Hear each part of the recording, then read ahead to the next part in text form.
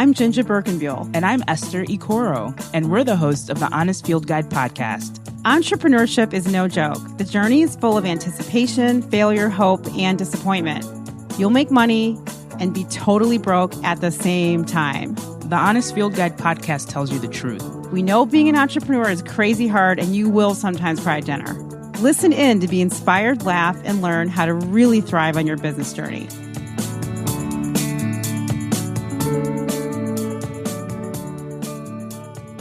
Welcome. Welcome. It's so good to be here. It's so good to be with both of you, and I'm so excited about the banter we're about to have. I know, right? And I mean, I'm telling you, you're doing so much in Chicago, and you have for years, and you're super busy, and you're building new things. I still am holding you to this dinner series we're supposed to have. Me to it. Really? Yeah. Okay, so I'm gonna, you know how I am. I'm gonna text you. Definitely. Everybody knows that about me. Definitely. Go ahead, Esther. Just say it. I do a Don't lot of text texting. me. Don't text me.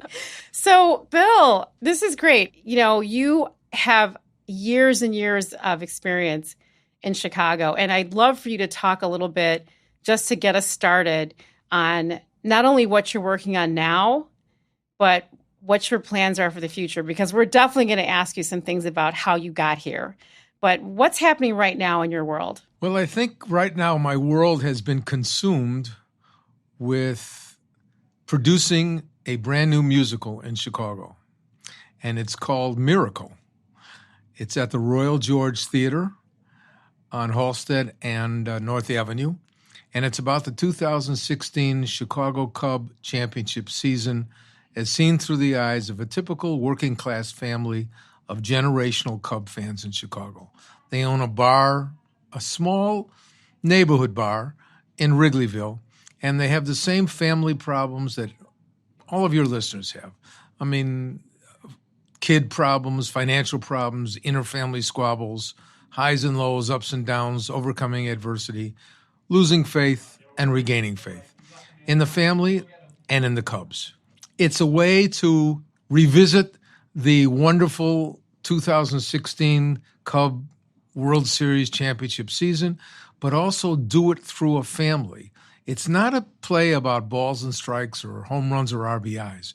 It's a play about a family, like many of your listeners, and the problems that they have, the issues that they have, the trials and tribulations, and the audience gets emotionally involved and roots for the family. They root for them to succeed at the end as we watch the 2016 season unfold on screens above the stage. So when you were working on this play, was this before or after they won the World Series? No. I mean, where did this vision come from? Because I'm married to a Cubs fan. My husband is obsessed. The whole family's obsessed. And we're indoctrinating all of our children, of course. We have 3 sons to become Cubs fans. And they now are officially Cubs fans, no question. When did you start this process? I started this process. I came up with this idea in February of 2016, before the season ever started, before they even reported for spring training. It just came out of the left side of my brain, the creative part of my brain. And I thought, you know what? I know baseball pretty well. The Cubs have as good a team as any team in baseball. They have as good a chance as anybody. Of course, it's been 108 years. Let's follow this team through the eyes of typical Cub fans in Chicago and see what happens and how the family's highs and lows correspond with the Cubs' highs and lows of the season. Little did I know they would go all the way and win their first World Series in 108 years. And I suppose if they hadn't have won it, the play, we still would have done the play. It probably would have been called Wait Till Next Year. I mean, maybe you would have changed the ending. Yeah. I mean, that was pretty lucky. That was good timing. It was total luck. Had you previously made a play? Have you been working in Broadway before? I imagine launching a production is a whole nother space that you don't have experience in, right? Or do you? No, Did you know what you were getting into? I didn't know what I was getting into, to be honest with you. I invested in plays on Broadway, and fortunately, I invested in some pretty good plays that did very well. Play like Spamalot, Glengarry Glen Ross, play called All the Way that won the Tony Award with Bryan Cranston playing LBJ after Kennedy was assassinated. So I invested in those plays, but I was not the producer and the boss of the show. I was working on a show before this that was going to be my first show in Chicago. It was called The Chicago Story, From Daily to Daily, about everything that happened in Chicago from the first Mayor Daley to the second Mayor Daley and everything in between in the city. That would be the Bears Super Bowl, the Michael Jordan era, Harold Washington, Jane Byrne, the burning of the West Side, Eddie Verdoliak, all the stuff that happened in the city of Chicago.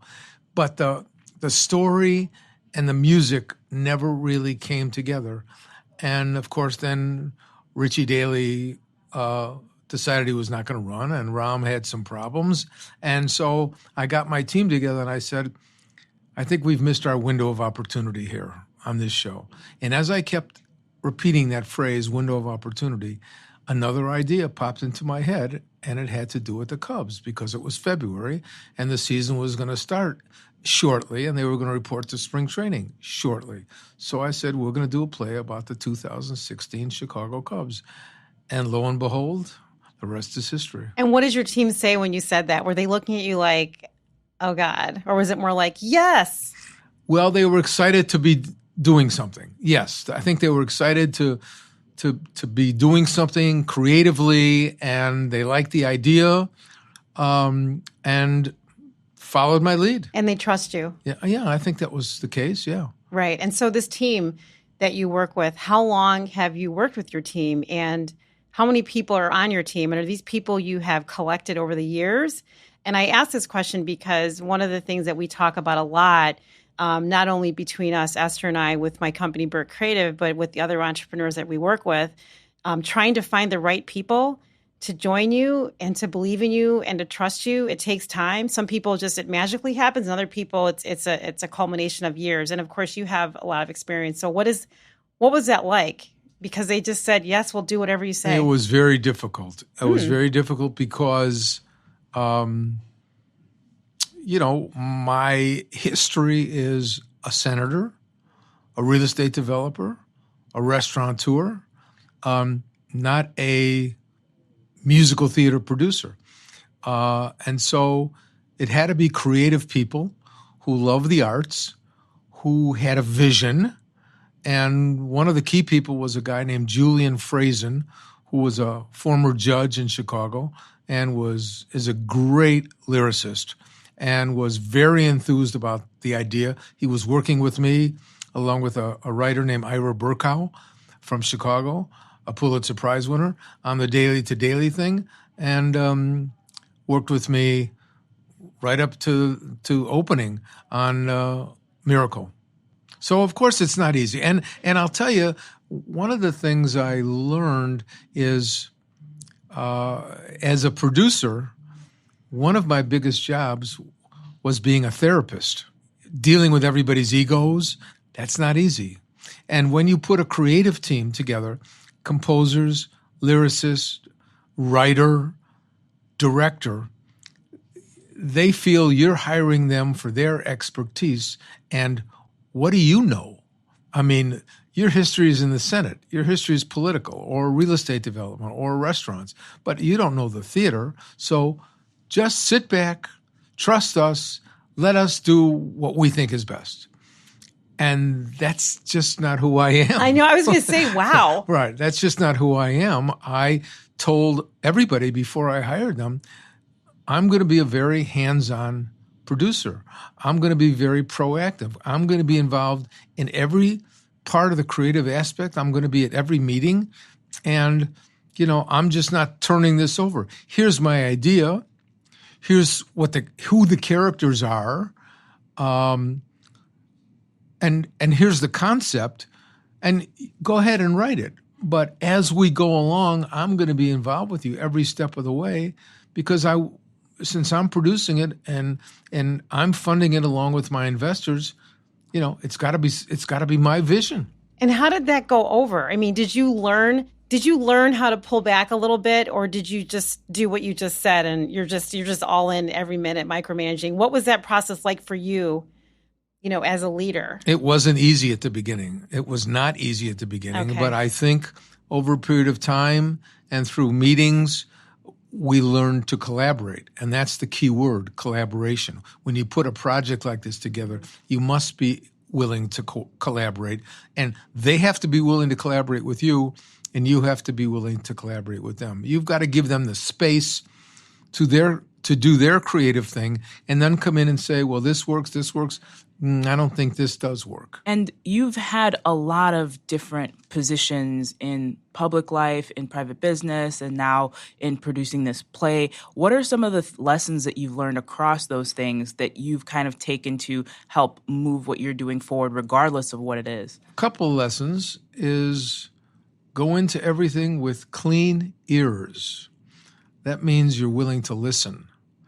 It's really important to know what you know, but it's more important to know what you don't know, and hire the best people to fill that void. And coming into producing a musical, I didn't know a lot of things. Most things I didn't know. And so I had to hire the best management team, creative team, theatrical team, artistic team, public relations team. So I'm very happy as I look back with all of it. I think I hired a really good public relations team, Noreen Heron and the Heron Agency. I hired good creative people who wrote it, and a good general manager that really helps you out in every single aspect of producing the show.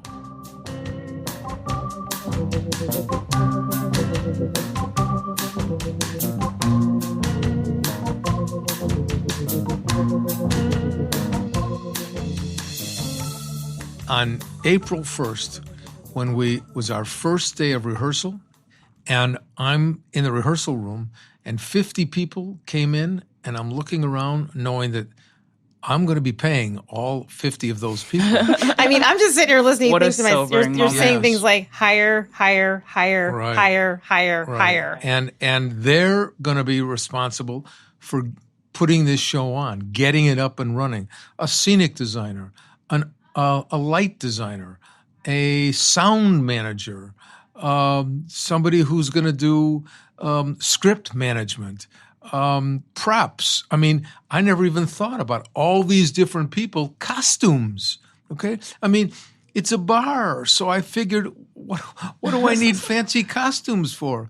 Well, they taught me lots of things that I didn't know about things that you really need to think about. Right, but you also have a long history of business development and changing careers and looking at things freshly anyway. I mean, this is something that you've developed over time, or did it just happen here? Because, I'd love to really understand, how you got to that place. But for most people, that would be overwhelming and they would collapse. It's like I have people in my space, and Esther does too.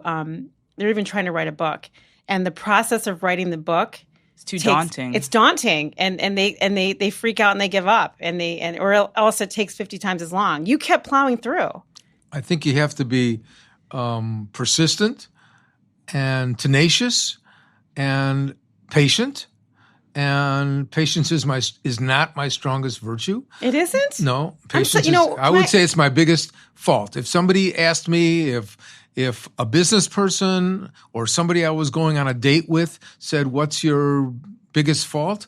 I would say I'm impatient. So what does your impatience look like? How does it manifest? Well, have you ever driven with me? No. Okay. What happens? I would say my impatience manifests itself in aggressive driving.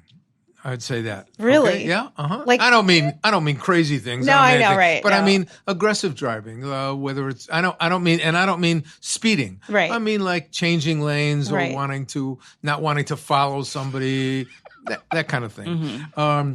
But I think the thing that I learned, I can go back to my Senate career, was I sponsored a lot of really important legislation.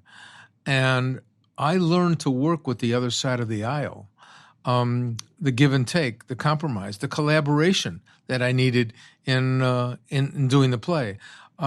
So I would establish relationships with Republicans. I'm obviously a progressive Democrat. I would establish relationships with independents and Republicans and conservatives and try and be helpful on some of their legislation and hoping that they would be helpful on my legislation. And a lot of the stuff that I sponsored and wrote, like the hate crimes law. So I wrote and sponsored the hate crimes law in Illinois. I wanted to get help from the other side of the aisle because it wasn't something that was top of their radar list. I sponsored every piece of gun control in Illinois from 1975 to 1993. Hardly any Republicans were in favor of gun control, but I got a few people to vote with me on banning assault weapons and stuff like that. Gay rights, I did all the gay rights legislation, and slowly but surely I got people on the other side of the aisle to see my point of view on gay rights. So do you think all entrepreneurs have to become politicians in order to be successful in business? Most definitely not.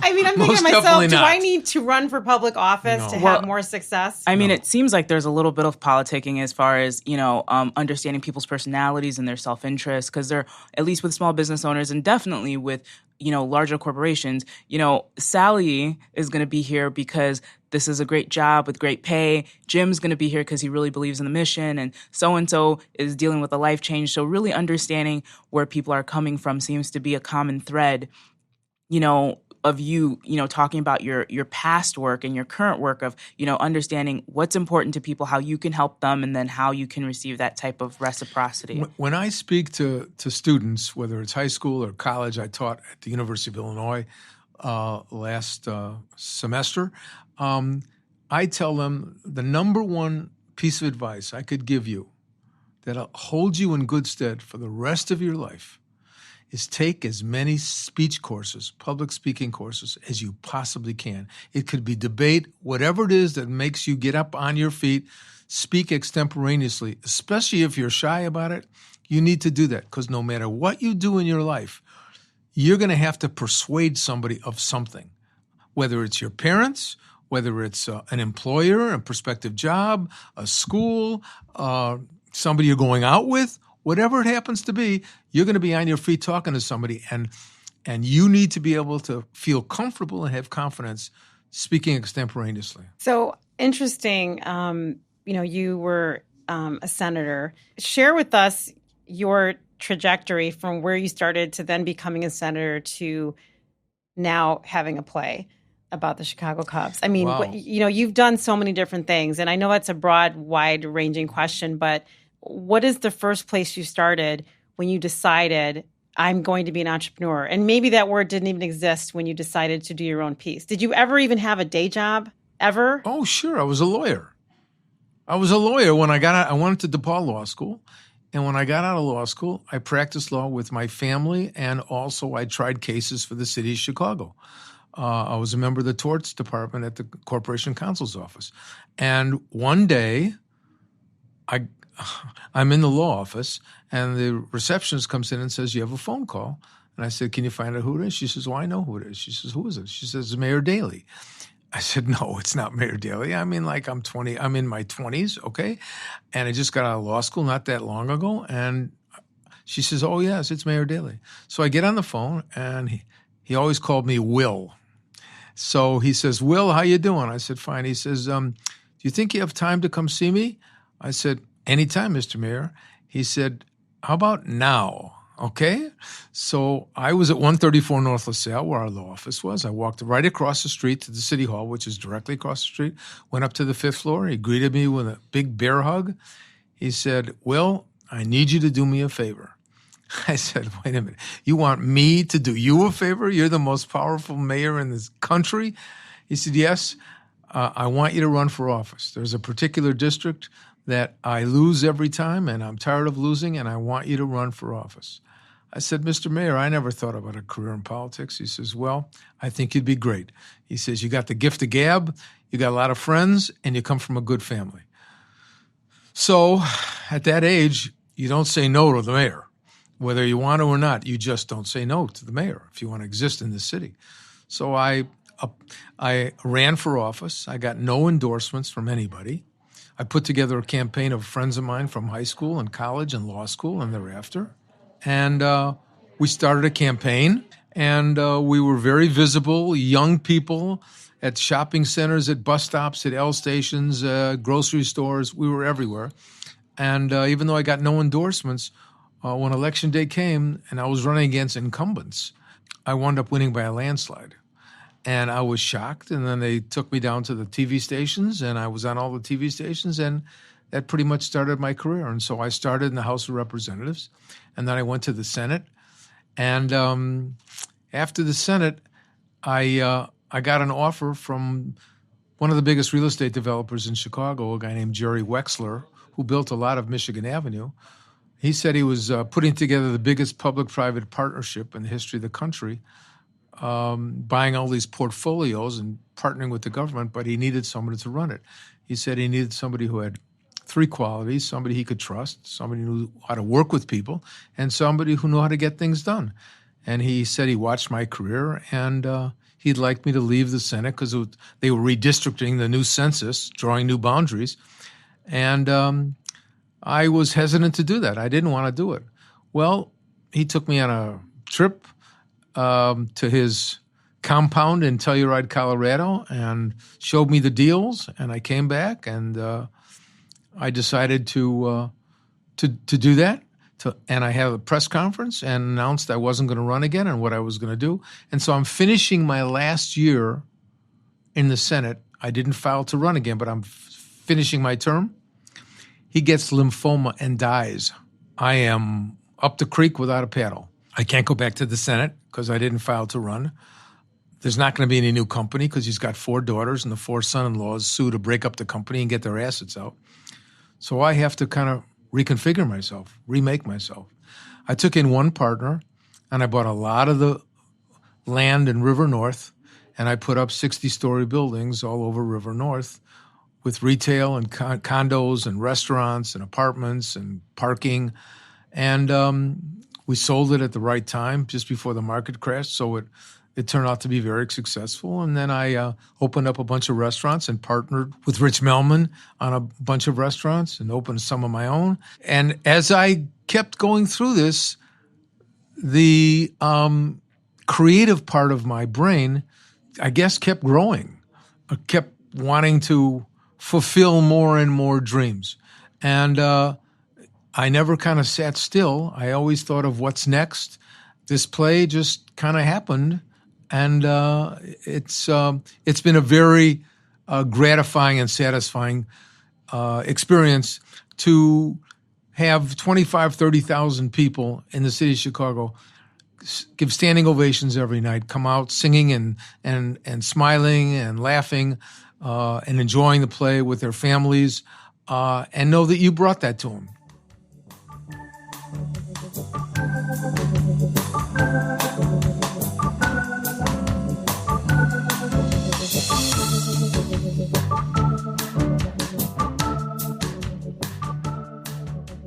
I never think that lawyers think that what they're doing is a day job.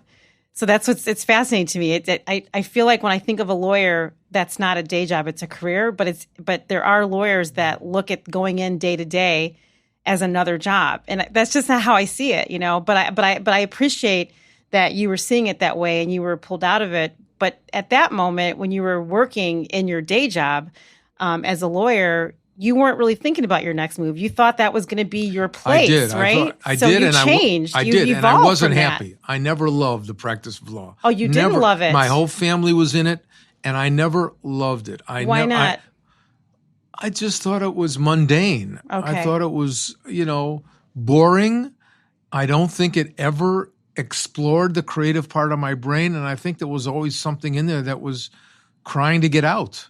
And it never would have if I just continued to practice law. So we spend so much time talking with entrepreneurs, which you are an entrepreneur, about how they became one. And you did not become one intentionally. and you were following a path of your family, the legacy of your family being a family of lawyers. Right. You never questioned it? I didn't know what I wanted. I mean, if you really asked me the true thing, what was your dream job? What would you like to be? I definitely wanted to be a sports announcer. Oh, no question about really? it. Oh, absolutely. You've got a great voice. I would have given everything up to be a sports announcer. And I got the opportunity a couple times.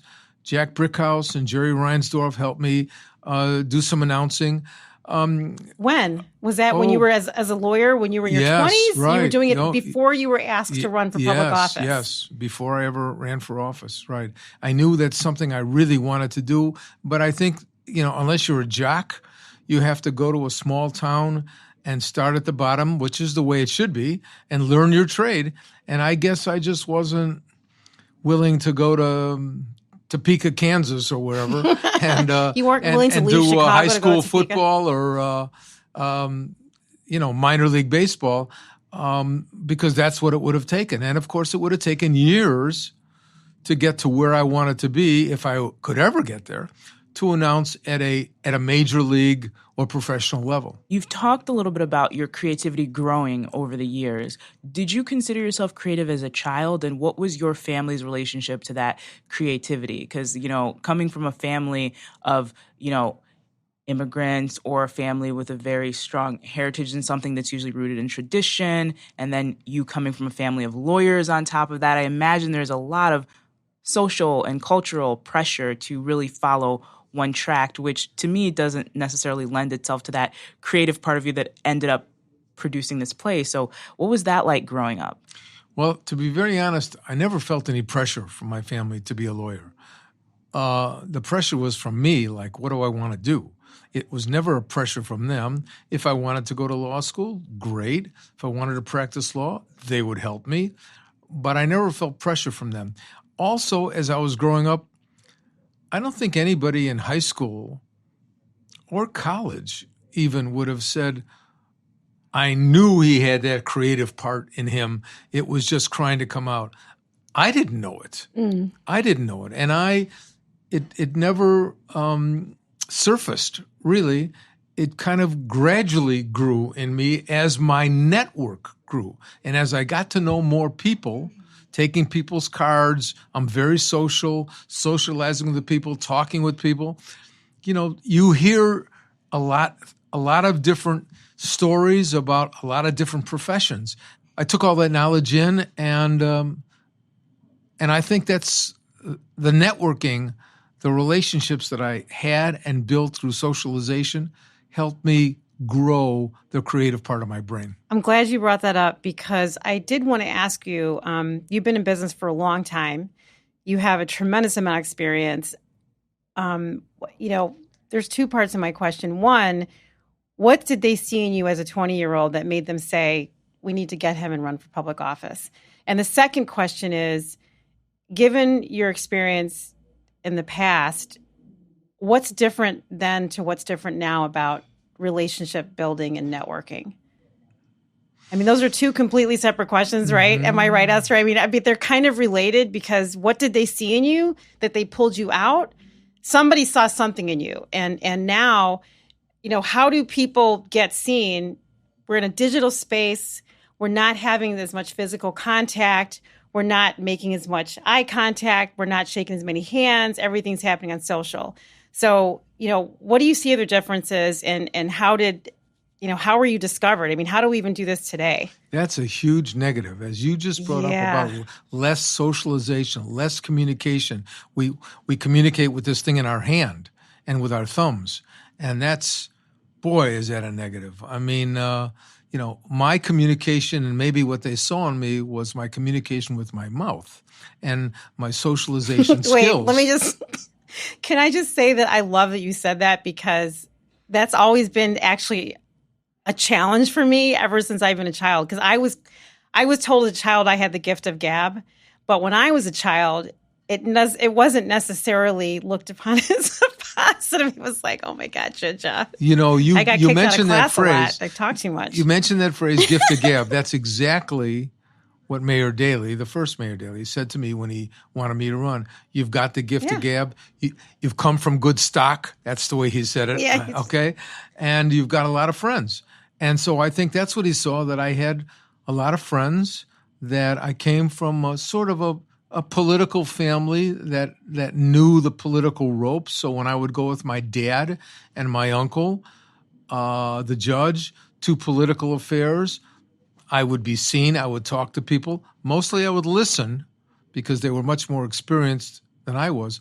But I was around a lot of politicians and political events and fundraisers and affairs and civic affairs because my parents would take me to those things. So I think that's what they saw in me, and he was looking for somebody who maybe had a network behind him, wasn't just somebody, but somebody who could put together a campaign committee, could put together young people and be highly visible and energized.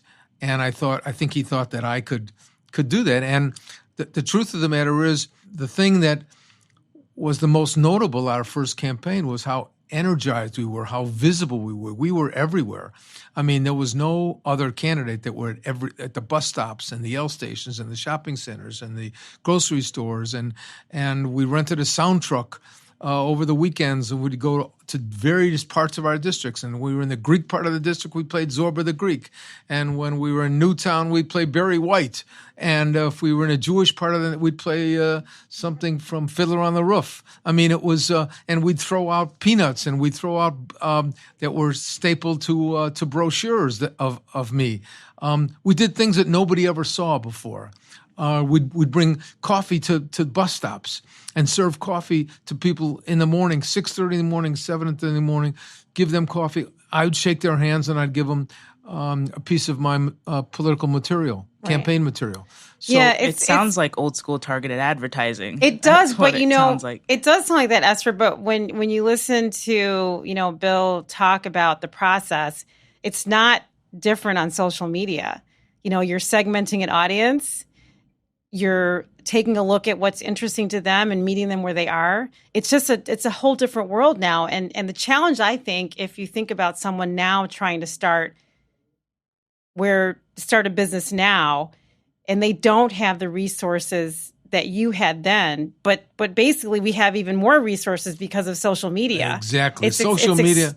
Extraordinary what we can do online. Social media is where everything is at. When I take a look at my show and I think about all the things we did, we took ads out on all the radio stations. We took ads out in the newspapers. We were on TV. I had Ryan Sandberg doing my radio and TV ads for us. The thing that was most effective by far was social media. Not even close.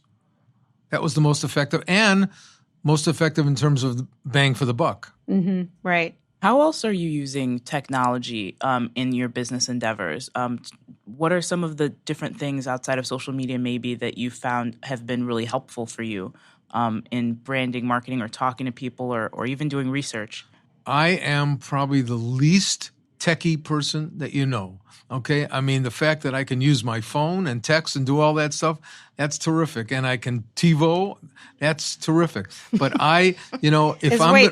Is TiVo still? Or maybe that was an old term. I don't even know that. I'm recording stuff, on my TiVo. So, but if I'm going to get anywhere with social media or technology, I have to hire somebody. I have to have somebody doing it for me because I wouldn't even know where to begin. And I love that because you have to make a decision sometimes to hire people. And do we not talk about that? All the time. Nothing wrong with hiring someone. Nothing wrong with it. And definitely hire me next time. Hire us. For social media. But so it's interesting. So you've had, you 20-something, you were in a law firm. You got picked up to go work as an elected official. Run for office. You wrote a bunch of extraordinary laws that are probably still having an impact today. Oh, they do. I think the law, well, besides the hate crime law, which obviously is having a huge impact today, especially with the increasing amount of hate that we have, racism and anti-Semitism in the world. It's just terrible, but the hate laws is being used to get at those people. In Illinois? Yes. Oh, absolutely. Yeah, It absolutely. hasn't been revised. It hasn't been updated or tightened. No, it's still I mean, being when I used. first passed the hate crimes law, when I first passed it, it didn't include sexual orientation as a protected class. And then the next session, I went back and I included sexual orientation as a protected class. So Okay. I think it's all there and all protected and being used by law enforcement to get at these people. I think the maybe the piece of legislation that has most affected people, which everybody just assumes was there forever, takes for granted, is the generic drug law. Oh. The generic drug law, when I first got to the legislature, you couldn't get a generic drug because the doctors were in cahoots with the pharmaceutical society to prescribe only the more expensive brand names. And that's all you'd get from your physician is the more expensive brand names. And so I wrote a law that says that you could go with that brand name prescription to your pharmacy and request the pharmacist to substitute a generic equivalent. And the cost was about half the cost. And just imagine people who need medication. Today we take it for granted. People get generic drugs once a brand name is off the patent. And I still get letters from people who say, thank you so much for saving me, hundreds, if not thousands of dollars on my prescription drug costs. Was this innovative in Illinois that spread across the country? Yes. Was this the first state that did this? I think we were the fourth state that fourth did it. state. Yes, but it did spread across the country. Wow. And almost everywhere, the medical society was against it, the pharmaceutical manufacturers were against it, and in most cases, the pharmacists were against it. So you sound still very passionate about politics. How are you using that passion for politics in your work today? So I know you mentioned that collaboration and, you were you said you were a therapist too at one point. I think you mentioned. No, a therapist was, as a producer. Right, as I a had producer. to be a therapist. Exactly. I was a state central committeeman for the 9th Congressional District. Every congressional district in the country has a state central committee person. And I was the state central committee man for the 9th Congressional District, where Jan Schakowsky is the congressperson. So I helped draw the district, slate the candidates, get the vote out, deal with policy. And I did that for about 25 years. And I just stepped down from that because I was doing the show and I didn't have the time. I didn't think it was fair for me to do that during the last election because I was going to be working almost full time on the show.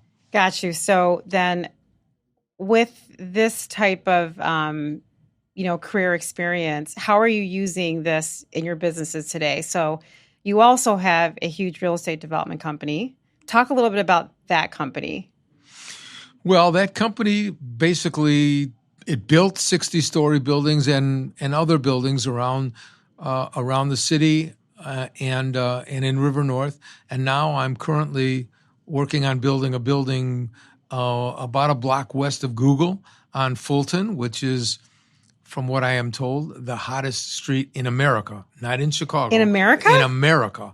The prices have gone from $100 a square foot to $750 a square foot. Goodness gracious. It's ununbelievable what's happening. I wonder whatever in happened this to area. Annie's properties. Whatever happened to the woman that was running Annie's? I mean, she used to own a ton of buildings around here. And Gotta find Whoa. out. She must have sold them and made a huge profit. Huge profit. Huge profit. So we're building a building here, working with Alderman Walter Burnett and with the city, a mixed-use building and with a hotel on top. And I'm very excited about it. I have 3 partners, and we are also looking to do the same thing in Miami. And that's the It's called Marovitz the Group. City. It's called the City Tech Center. So it's going to be the most high-tech building in Chicago. That's amazing. My mind is blowing, Esther, because this amazing human being we're sitting in front of. He's authentic. He has the ability to have authentic relationships and conversations.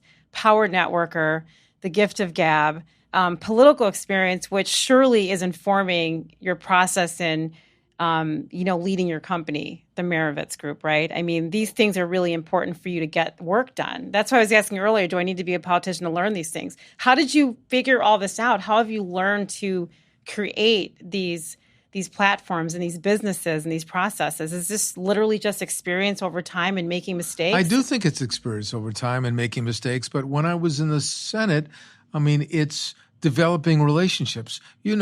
Everything is about relationships. Everything is about who you know, especially in this city, and developing a network. So whether you want to open a restaurant, it's who you know, where's the best location for it, getting the best chef and the best partners, building a building, where's the best location, getting banking connections and construction connections.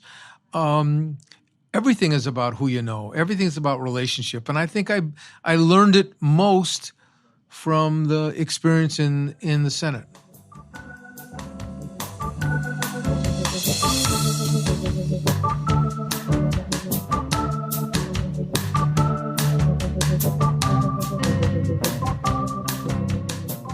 What role has mentoring had in your life? And I know that you have a mentoring program that you developed with Chicago Public Schools. So I'm wondering, what your experience with that has been and how it's informed some of the work that you did with that program. I love mentoring. I absolutely love mentoring kids. I mentor some kids in the city, one of whom recently graduated from the University of Pennsylvania, which I'm very happy. Congratulations. I mentored him through his another young man graduated from high school in the inner city, and now he's at the University of Minnesota. Working with young people, giving him the benefit of my experience, my mistakes, my advice, there's nothing more satisfying, really, than helping a young person along, seeing them gain an experience and knowledge and prosper. And I think that everybody in the city, everybody that listens to your program, should look, whether it's getting involved in a mentoring program or just finding a young person that needs help. Boy, that's gratifying. Just the other day, I gave tickets, first row tickets, to the Cub games, and being able to go into one of the private clubs to a young man who's on 5th stage renal cancer, and he's never been to a game, and he was in a Make-A-Wish Foundation. So I met him at Wrigley Field and gave him 4 first-row tickets for his parents and one of his close friends, and just seeing the joy in his face and his parents' face. I mean, that's what life's all about.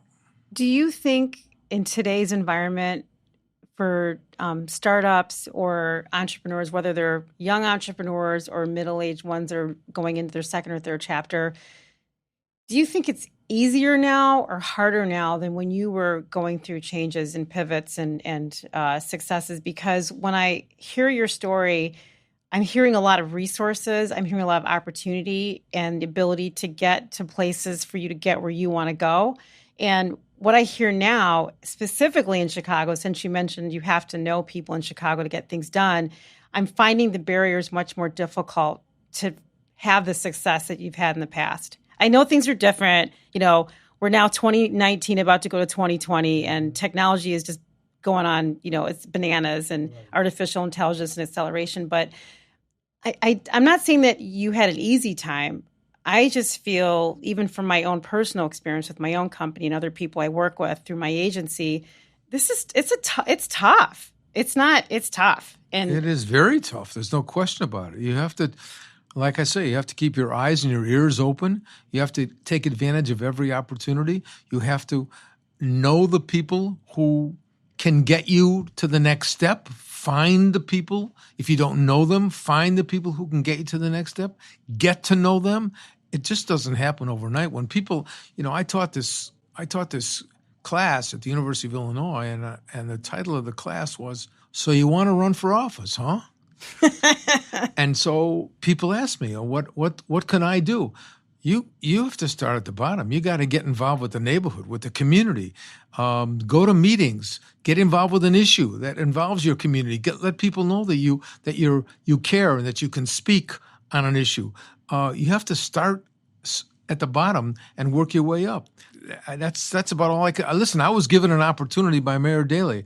I probably never would have run for office had it not been for somebody coming to me and say, hey, I want you to do this. Mm-hmm.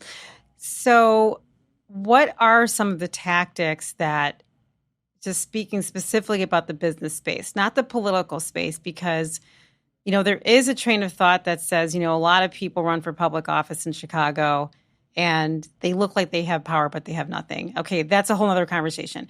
But when you're talking about business, what are some strategies that you can recommend now? And I'm not just talking about young people that are starting up or millennials. I'm talking about all people that are now becoming entrepreneurs or they've been at this for a while. What can you do to meet the right people? What are the signals you need to be looking for? Because that's, I think, the challenge. Like most of us can't even get to the repaved walkway that gets the door open to walk down the hallway, to get to the next door, to get to the table, then to get to the table which has the right people. I would say maybe the best thing I would tell you is don't sit home at night. Put your phone down, close your computer, and get out into the world. Go to meetings, go to civic affairs, go to charitable affairs, meet people there, introduce your people, take cards from everybody. And have a card collection from everybody. Networking, that's really the thing. You're not going to get anywhere just, using your thumbs on your phone or on your computer, okay? You may meet some people that way, but people are going to meet you and help you and reach out for you if you eyeball them. And if they get to meet you and say, hey, JinJa's, she's a pretty smart woman. And maybe we ought to call her in to do something, you organize a dinner. It doesn't have to be a fancy party. Organize a dozen people going out for burgers. Have a movie night, and you sit around and discuss the movie. Start building your own network, meeting people, get out in the world. I truthfully, and maybe it's because I'm not married, I'm out 7 nights a week. Well, I am. And I'm not talking about going to bars, okay? I'm out 7 nights a week going to different events, civic, charitable, community things. I meet people. I give them my card, just like your previous guest today. I introduced myself to him. He introduced himself to me. I gave him my card, okay? There's one perfect example. Just keep doing it. Mm-hmm. And I've been doing it for years and years and years, and that's what young people should be doing, meeting people, eyeballing people face to face. That's where they get to know and respect you. And that's actually really amazing. I really admire the work that you do in mentorship with young people and the work that you've done, just to kind of help level the playing field for people from what people would consider marginalized groups or communities. I wonder, how has your experience as a Jewish American impacted how you view certain issues in society or kind of hone your work towards certain directions of social progress? Oh, that's a very interesting question. I think growing up in a Jewish home, I was always instilled with the idea of giving back,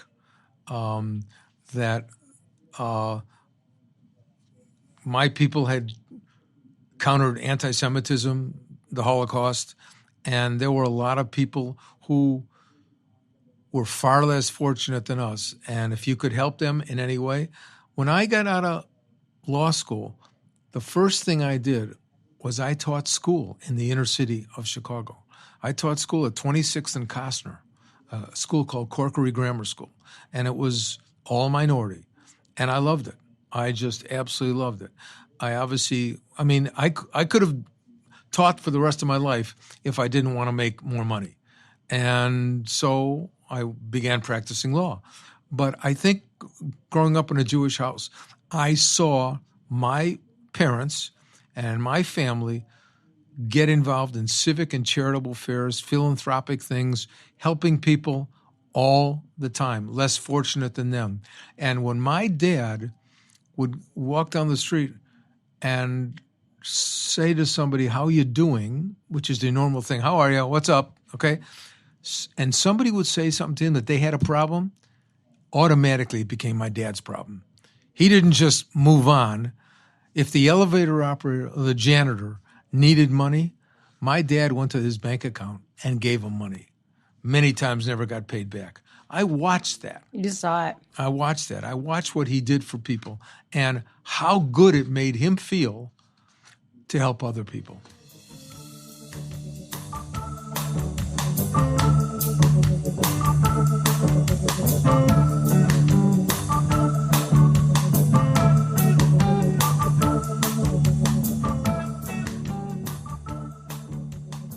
Yeah, I mean, the idea of philanthropy is so important. A lot of us in entrepreneurship, and small business owners are so grinding and hustling all the time. It is endless. It's sometimes really difficult to look up and realize that there's a world around you that needs your creativity and your ideas and your intelligence and your ability to convene and bring people together and to do the things you're doing, which is what you have to do to bring a business together. And I personally find that sometimes challenging. I mean, I have a family as well, and I've got this business I'm growing. I have employees. And to sort of be able to do what your father did, I try to put myself in his shoes and say, can I do all that? Did your father have his own business? My father was a lawyer, and he had Was it his his own law firm. practice? Okay, so It was the family law practice. It was a family law practice. Okay, but so it was his. It was basically his. And so you went to work and saw him as a little boy walking into the office and seeing him work. And did you have siblings? I had a brother. Yeah. Okay. And you watched him build his company. Oh yeah, I watched him build his company, and I'll tell you what. And you watched him, and you also, by extension, you also watched him building a company, having partners, managing stress from the ways that you could. I watched him walk down LaSalle Street, and he couldn't get a block without people coming across the street or running up to say hello to him and how much they admired him, respected him, and loved him. I watched him walk through City Hall and the county building, and everybody come up and say hello to him. And so I watched how he touched people, and therefore people turned to him for help. So if they had a problem, many times a legal problem, they would turn to him, and he would build his clientele that way because they respected him. He knew he was honest, they knew he was trustworthy, and they knew he cared. When I first met you, that came across to me immediately when I was across the table from you for Chicago Ideas. I felt a sense of, that is a person that you can talk to. He's authentic. I didn't sense any racial, weirdness when I was talking with you, which is why I thought we should have, we talked about having this dinner gathering together. We're going to do that, by the way. We are going to do this for sure. I think you're fortunate to have learned from your father in this way. You took all the good, and then you've, reconverted it and shared it back with your own businesses. Do you intentionally build your businesses with that sort of same philosophy? Do you instill that even with the people you work with? Do you, make decisions right off the bat and say, this is the way my company's run, this is how it's going to be, and, if you want to be with me, this is the way that the world's going to look like. And I'm going to actually share with you and teach you how to be better. Because I put that in the context of my larger clients. So a lot of my larger clients have a culture, and they take that culture and they almost automatize it. And everyone's expected to be a part of that. I mean, there's companies you can work for, Bill. They don't really care what you do or how you think, as long as you make them the money. I don't feel like you're that person. I feel like you got that from your father. I think I did. I don't lecture people about how to act. I sort of let them watch what I do and hope that when decisions come up that involve the kind of things we're talking about, and I lead the discussion about how we need to be helpful, how we need to be generous, how we need to do pro bono work or hire people in need, trust people. I think it rubs off on people when they see the way you conduct yourself. Mm-hmm. Let me just say this: I think that I'm a much better person than I was 10 years ago. I think I'm a maybe much different person and a much better person. I've gone through a period of introspection when I examine myself and what seeds do I plant and who do I help. And I think I like myself now a lot better than I did 10 years ago. Wow. That's so important. I mean, introspection is something that I think about a lot as well because, the person that you are and the things that are around you aren't necessarily the exact formula you need to get to where you're going. So even understanding how your mind works and the results of your actions and things like that is a practice that entrepreneurs and just people in general need to really take to heart so that they can understand what it means to move to the next level in life or the next step in business, iteration and change and learning and things like that.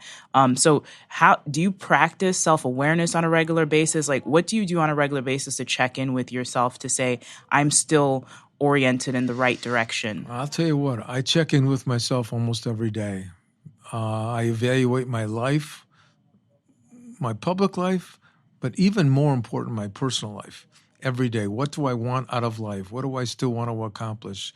Who do I want to surround myself with? Unfortunately, I've never had the wonderful joy of having kids, and that's probably the greatest regret in my life.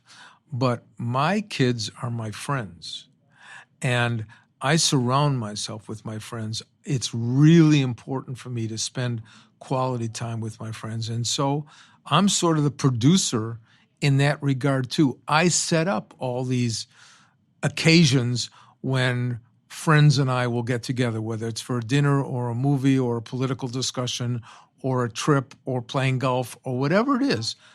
I kind of set it up. I'm the arranger, the producer, and I love that time. I have dinner every Sunday night with a group of friends that I helped put together, and we discuss the most intellectually stimulating things every Sunday night. So Sunday night can be kind of a downer night, kind of a bummer because you have to start the week the next day. In my case, it's a really upper because I'm dining with people that I really love and care about and discussing the most important, relevant things and learning from them. Mm-hmm. Yeah, I mean, we do live in tough times, so I can imagine why that might be, tough. But to be able to have those authentic conversations is what makes me feel alive. But there's not a lot of people that want to have those conversations. We live in and we talk about this a lot, of performance culture, and everybody puts their best face forward all the time. And you don't know what's real sometimes. And you don't know when you're having conversations if you can go to work the next morning and still get your job done because, you've brought your guard down and you've shown who you really are, the people you care about. Or maybe you don't even know for sure if they care about you that way, but it's really interesting that you're able to do that and still be this successful business person and still walk through the days and people still respect you, even though you're having like rich, deep, sometimes intense conversations. Maybe having achieved some modicum of success, it makes it easier for me to let my hair down and to say who I am and what I really think. And, somebody once, said to me, "You're not afraid to cry." I'm not afraid to cry at all. I'll cry in a movie. I'll cry if a friend of mine gets sick. I'm confident enough in my own masculinity, my own persona, that I have sensitivity, and I think that helps me in how I now treat other people.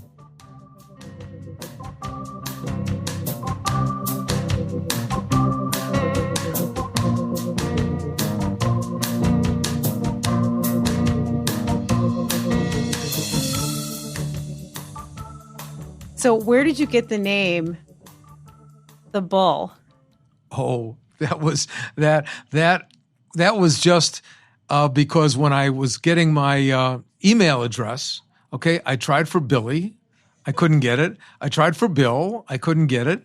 I tried for all kind of different things, and I couldn't get it. And I'm a big Chicago Bull fan. Okay, huge. I went to all the Michael Jordan games, and so I just thought Willie the Bull was clever, and people don't forget it. Yes. And that's the interesting thing. I mean, people don't forget your email address. In fact, lots of times I'll talk to somebody and they'll say, "Oh, this is Willie the Bull, huh?" Well, this is Willie the Bull. What is your next step? I mean, what are you going to be doing next? I know you have this big building, which I feel like, that's like your business life. Mm-hmm. I feel like that's not your emotional space. And I am a little bit curious about how do you take the motion out of your business? Because you have to. I know you mentioned earlier, just a minute ago, that, you freely cry and you're not ashamed of it. But what is your next step? And with your next step, is it an emotional space? Because I feel like your play is like this beautiful emotional space. Or is your next step going to be another business proposition, which may or may not be? You might say to me, we're just going to continue with my building. I think the next step can be a combination of the two. It can be a combination of business and emotion. I guess I'm happiest when it's an emotional space, when I can pour myself into something, let my creative juices come out and build something that wasn't there before, create something that wasn't there before, whatever it is. And so in my networking life, I talk to a lot of people. I had 2 meetings today about possibilities of something in the future, and I'm not sure what it will be, but it'll be something interesting and something that's not boring, something that I look forward to doing. I'll never retire. That's just not who I am. Never? No, never, ever retire. Never. What's your vision of retirement? My vision of retirement is going to Florida, Arizona, or California and playing golf. Okay, but I'll tell you, but I'm never going to do that. That doesn't mean it to say I won't go to any one of those states for a couple weeks or a month and just relax and play some golf. But I'll tell you the 2 words that govern my life. The 2 words that govern my life are involvement and relevant. I must feel involved and I must feel relevant. And unless I do, I don't feel whole. Wow. Well, that sounds like an amazing phrase. We need to trademark it. We need to trademark that. We need to put it on a shirt. We need to put on some sort of motivational thing, because I think that hits the nail right on the head. Are you writing a book? No, I'm not writing a book. Are you going to write a book? I don't know. Can we write a book together? Can I help you write a book? I will project manage you. Possibly. I mean, I don't say no to anything. Why are you reticent about this? You've been asked this question before. I have been asked this question before. What is happening that you're not? I guess if somebody's going to write a book, and this is where if I'm going to read somebody's story, I want to read everything about their story. And there's always parts of everybody's life that they want to keep private, or that they don't want to put out to the world. Okay, and some people tell you privacies that they don't want you to put out to the world. Some accomplishments get done, and sometimes you have to do things to, in a political world, sometimes you have to make a deal to get things done. So what he's saying is, I have too much information. I can't write this book. I know too much. Well, I mean, I'd have to leave town if I wrote the book. Or just do it as anonymous. No, I'm joking. So you're in the entertainment business, kind of, right, with your play. I guess on the periphery. I'm on the periphery. Are there any super actors that you would like to work with? Not necessarily on this production, but on a future production.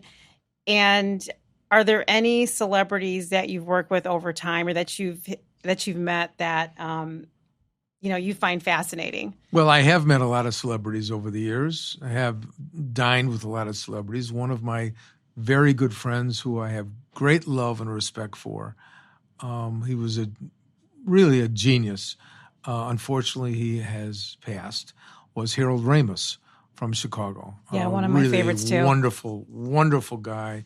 Very creative, a great writer, super a great creative. director, very creative, and I would have loved to have worked with him on.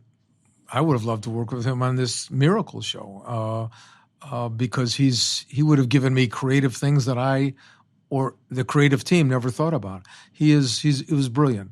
Of course, anytime you're going to do something involving acting, you want to work with the best. Well, I mean, you've got somebody like Meryl Streep and She's a Nicole dream. I love Kidman. Meryl She's Streep. a dream. Yeah, Nicole Kidman, too. who's just Nicole Kidman? Nicole Kidman. Yeah, I mean, I actually gave her an award once at the Siskel Film Center. She's wonderful. She was just wonderful, but great actress as is Meryl Streep. Why wouldn't you want to work with the best? Yeah. Wow. Wow, that was amazing. You know, working Such stories. in this space, Esther, with Birk Creative, my company, and this amazing platform we have, the Honest Field Guide podcast, to be able to sit here and talk to Bill with his multiple decades of experience and to hear, not only your business conversation, but to hear your emotional connection to your work is something that I strive for. Yeah, because it feels like there's so much purpose there. And I think I'm speaking for myself, one of my biggest fears is to just do something that appears correct, but not feel like it has that deeper purpose overall in life. I think a lot of people fear that. And with entrepreneurship, since you're kind of making your own way, there almost has to be this internal driving force because it's going to get tough and things are going to happen and you might have to do whatever to get to your goal. And, it's not always a path lined with roses. It's so much better if you have a passion for what you do, whatever it is.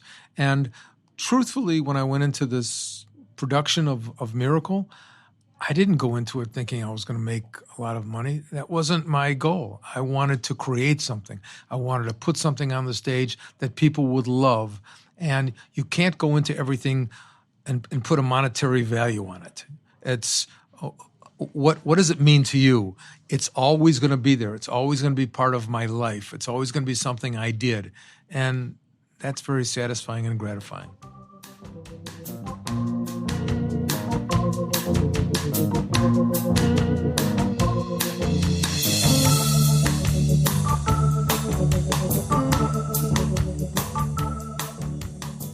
Who hasn't failed? My gosh, who that really has a vision and is entrepreneurial or is creative or has achieved in any aspect hasn't failed. I don't know anybody that hasn't failed, whether it's lost an election or maybe got involved with a restaurant or a play that lost money, whatever. I think we all fail, and the most important thing is to learn from that failure. Don't make the same mistakes again. You've heard that 1,000 times. But a lot of people do make the same mistakes again, and shame on them for doing that. Nobody can be faulted for making a mistake the first time unless you just think you know it all and don't hire the right team to give you the answers to things that you don't know. Can you share with us something that you consider your greatest failure and how you overcame it? I know that's sort of a cliched question, but you have decades of experience and you've had tremendous success. Have you failed at anything you've tried to attempt? And if you did, what happened? That's a difficult question. I guess I've been fortunate enough in succeeding in most of the things I've done. Of course, I've had real estate projects that didn't do as well as I hoped. Fortunately, the majority of them did. I've had some restaurant projects that didn't do as well as I hoped. But I guess the thing that, if I look back on my life, maybe some relationships that I wasn't as giving, thoughtful, generous, considerate as I should have been, as I certainly would be now if those same relationships came back. And I miss not being friends or not having the relationship with some of those people that I treasured at the time, but didn't nurture as much as I could have. Yeah, that's such a brave thing to say, and I really thank you for opening up about that because it's hard to talk about. I feel like especially entrepreneurs, people in general, don't talk about that stuff enough because those are the types of things that we want to hide, but those are the places that we're at most risk for failing. But this has been an amazing, amazing conversation. I thank you so much for your time and your attention and your openness and your honesty and your sincerity. I'm Esther Ikoro. And I'm JinJa Birkenbeuel. And we'll see you next time. The Honest Field Guide podcast is produced by Birk Creative, written and created by JinJa Birkenbeuel and Esther Ikoro. The podcast is recorded in the innovation and technology capital of the Midwest, Chicago, at Stomping Ground Studios in Ukrainian Village. Original music is written by and provided courtesy of Utah Carol. Follow Honest Field Guide on Instagram and Twitter. The opinions expressed on the Honest Field Guide are opinions only and only represent the views of JinJa Birkenbeuel and Esther Ikoro.